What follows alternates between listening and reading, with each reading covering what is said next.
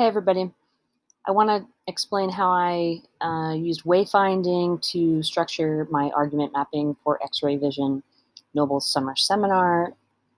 And I want to point out first that the way I structured this course is different than the way I structure my academic year courses usually, and I'd be happy to demonstrate or talk with you about various ways to set it up. So the landing page, I think this is very important, that the landing page should indicate to kids what they have to do that day and when it's due and where to find it. So I provided it in 3 different views. First, a pacing guide. Second, using the calendar in PowerSchool so that on any particular day during this July seminar, they could click on the day and see what is due that day and when, click on it for the specifics. And lastly, just a chronological list of all of the assignments. The next page I created was Connect and Communicate. This was all ways for students to connect with me. Here you see a way for them to set up meetings with me, to connect with one another. You'll see the contact list down here. And also to ask questions of me and their classmates, which helps to generate a culture in which you don't have to know everything and everyone is potentially carrying a bit of expertise. Lastly, this third page here is sort of basic information. When we meet, where we meet, here's the Zoom link, glossary and key concepts. I set up roles during each class. I had both a note taker and a, what did I call this person? A back channel boss to watch the chat and raise any good questions that came up. Perhaps most importantly on this basic information is the different chunks of the class. It's important that we connect and create community.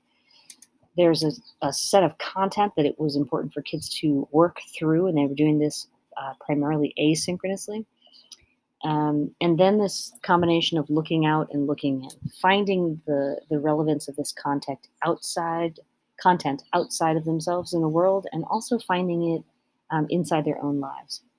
We did that in various ways.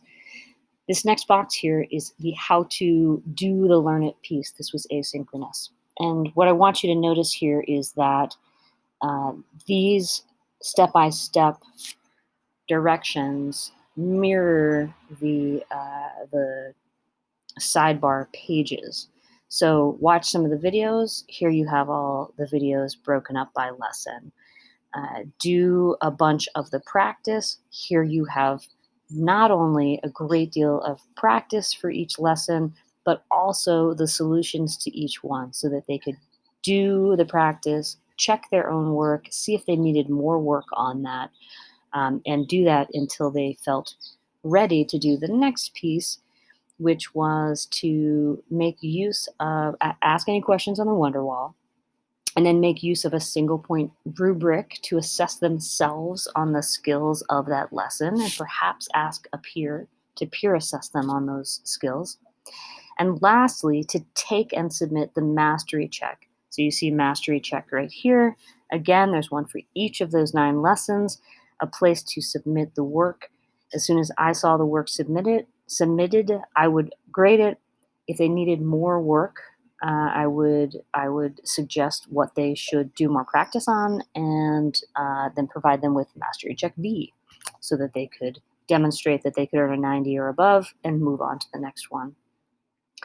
The last pieces of the site, the first is a capstone. This was it's a culminating project that demonstrates mastery of lessons 0 through 8. And the gallery walk is the way we ended our course. Kids were working on their own argument map and working on their own argument map. And on the last day, they had an opportunity to present it to their peers and talk about what was most challenging, what they were most proud of, and how they thought they might implement these skills going forward. And lastly was a course evaluation. So I hope this is helpful as a model. And again, I'm happy to discuss wayfinding with any of you. Many thanks.